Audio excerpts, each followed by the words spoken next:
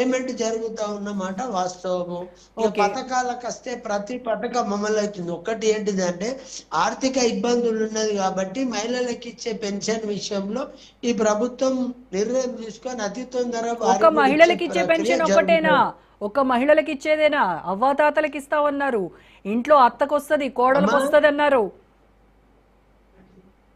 అర్హత ఉన్న ప్రతి మహిళకి ఇస్తామనే మాట ఆనాడు చెప్పిండు, ఈనాడు ఆ మాట కట్టుబడి ఉన్నది.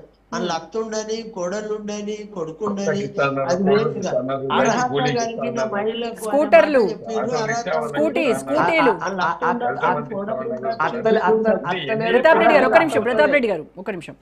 స్కూటీలు ఇస్తామన్నారు, అత్తలేదు ల్యాప్టాప్లు ఇస్తామన్నారు, అంతా ఉత్తదే. తులం బంగారం ఇస్తామన్నారు. అమ్మా, ఎట్లా మర్చిపోయినారు సార్ ఇవన్నీ?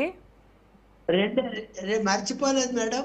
రెండే మర్చిపోయినట్టు ఇప్పుడు నటిస్తున్నారు. మహిళలకు ఇచ్చేది రెండే. అప్పుడు లంకె బిడ్డలు అనుకున్నారు, ఇప్పుడు లేవు. అది బాధ. మీరే తీసుకుపోయినరు ఆ లంకె బిందెల్ని, మీరే ఎత్తుకుపోయినరట. అప్పుడు లంకె బిడ్డలు అనుకున్నాడు రేవంత్ రెడ్డి.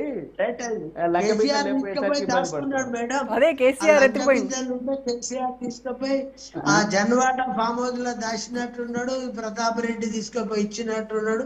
ఆ జన్వాడ ఫామ్ హౌస్ లో దాచిపెట్టారు కావచ్చు.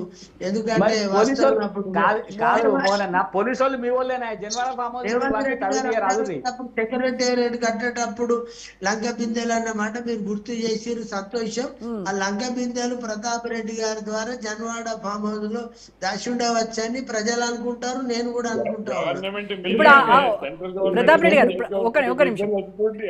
ఇప్పుడు మోహన్ గారు ఆ లంకె బిందులు ఉన్నాయని చెప్పి మీరు మేనిఫెస్టోలో ఇన్ని హామీలు 420 హామీలు పెట్టారా? దాంట్లో ఆ లంకె బిందులు ఉన్నాయని చూసారా?